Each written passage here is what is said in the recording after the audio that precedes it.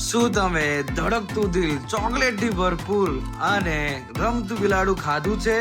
નહીં ખાધું તો હા, આજે હું તમારા માટે વડોદરાના અંદર સૌ પ્રથમ વાર લઈને આવી ગયો છું કોરિયન ચોકોઝુ. હા, તો આજે આપણે પહોંચી ગયા છે ચોકલેટ હબમાં, જે આવેલું છે માંડવી ગેટ પાસે. આ જે આઈટમ લઈને આવી ગયા છે ને, એકચ્યુઅલી આ કોરિયન આઈટમ છે. મેં ટેસ્ટ કર્યું, મને બહુ જ ગમ્યું. એકદમ ફ્લફીનેસ હતું અને ચોકલેટનું ટેસ્ટ આય હાય હાય એક નંબર. અને અહીંયા આમનું હાર્ડ વાળું પણ હતું ને, એકદમ ફ્લફી.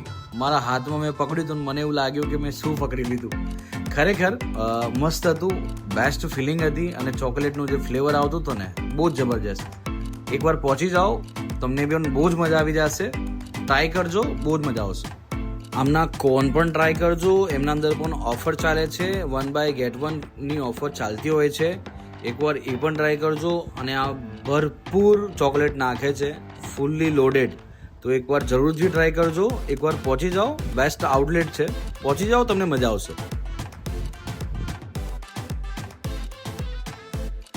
વડોદરામાં ફર્સ્ટ ટાઈમ અમે લઈને આવ્યા છે કોરિયન ચોકોઝુ. કોરિયન ચોકોઝુ ગુજરાતીમાં કહેવા જઈએ તો રમતું બિલાડું.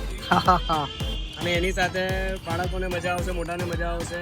ટેસ્ટથી ભરપૂર, સ્વાદિષ્ટ છે. ફર્સ્ટ ટાઈમ વડોદરાની અંદર લાવ્યા છે. કોરિયન ચોકોઝુ કહેવાય છે અને કોરિયન કેટ છે. સાથે જ આની સાથે બીજું એક ઓપ્શન છે કોરિયન હાર્ટ. ઓહો, એક દિલ છે, ધડકતું દિલ. જે રીતના આ છે રમતું બિલાડું કહીશું ગુજરાતી ભાષામાં, એ જ રીતના ધડકતું દિલ કહી શકાય. રિયલ એ તમે જ્યારે પ્લેટમાં જ્યારે તમારા હાથમાં આવશે ત્યારે તમને ખબર પડશે પ્લેટમાં. મારું કાર્ડ છે માંડવીમાં. માંડવીની અંદર અંબે માતાનું મંદિર છે, એને લાગીને બરોડા કોઓપરેટિવ સેન્ટ્રલ બેંક છે. એક્ઝેક્ટલી એની બહાર જ મારું કાર્ડ હોય છે. મારી સામેના સાઈડ પર મોહિની નામથી આઉટલેટ છે, મારી બેક સાઈડ પર ડોલી નામથી આઉટલેટ છે. અમારો કાર્ડનો સમય છે રાતના 10 થી 1 વાગ્યા સુધી.